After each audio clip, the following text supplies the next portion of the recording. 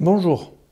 Donc aujourd'hui, on va vous parler de Freud et de Darwin. En fait, on va essayer de mettre en lien le raisonnement de Freud et l'évolution de l'espèce humaine, qui est, rappelons-le, le fruit de centaines de milliers d'années de sélection naturelle.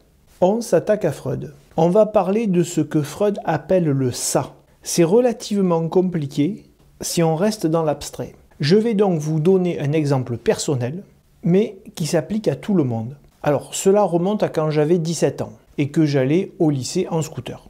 Bon, c'était à Marseille et je vous avoue qu'en scooter au lycée à Marseille, ça n'a pas duré longtemps, mais bon, on en rediscutera. Donc, mettez-vous dans le contexte. Vous êtes jeune et vous êtes en scooter. J'arrive à un feu rouge. Je m'arrête tout naturellement et j'entends un autre scooter qui arrive. Il se positionne à côté de moi. Je ne l'ai même pas regardé, je ne l'ai pas calculé, il n'y a pas eu d'animosité particulière.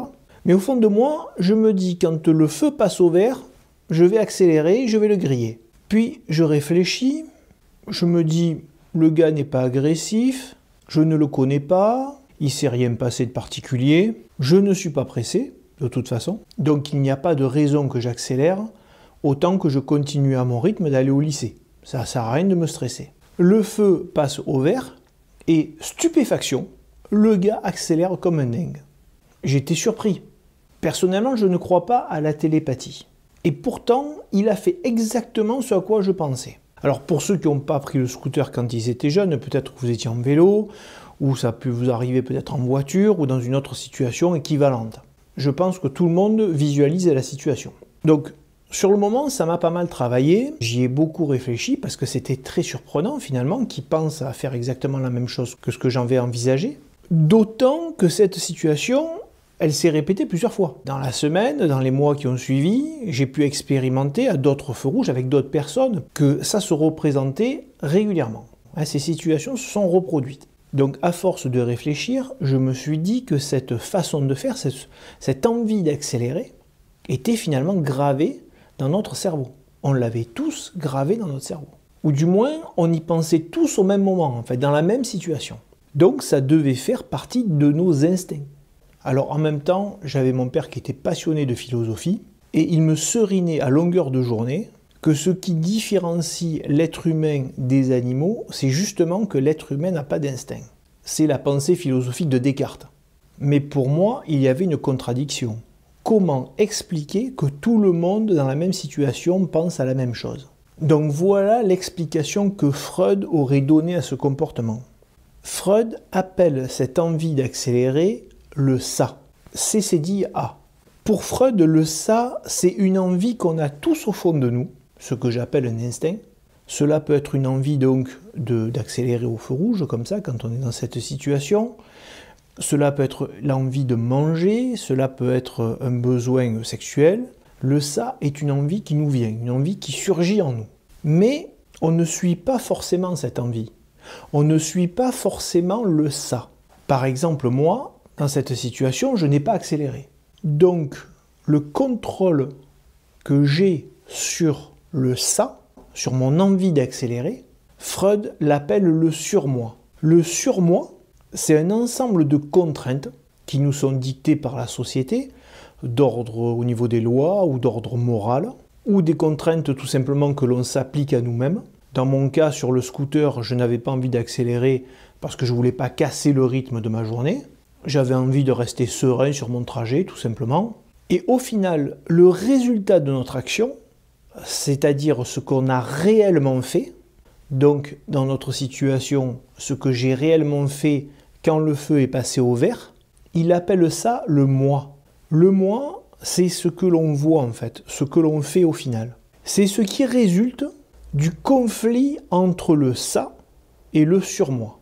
Donc, Freud cherche une explication.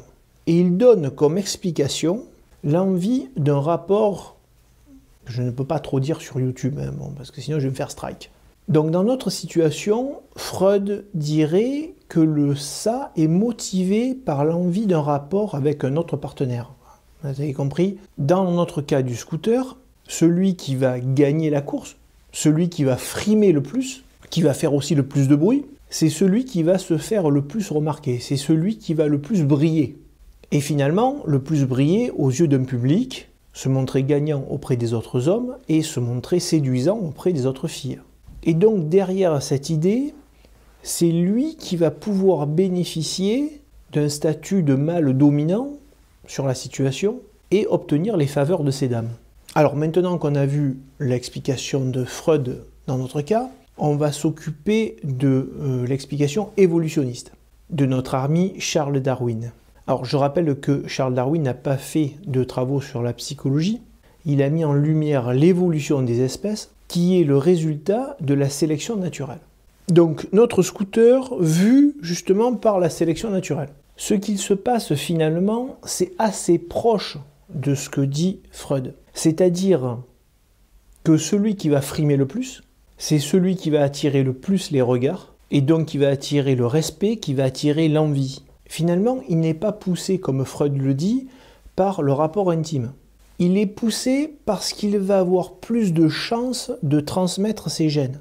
Ce qui conduit bien évidemment à avoir une ou des partenaires pour avoir un rapport. Mais dans la sélection naturelle, celui qui va réussir à transmettre ses gènes, c'est celui qui y est le plus déterminé.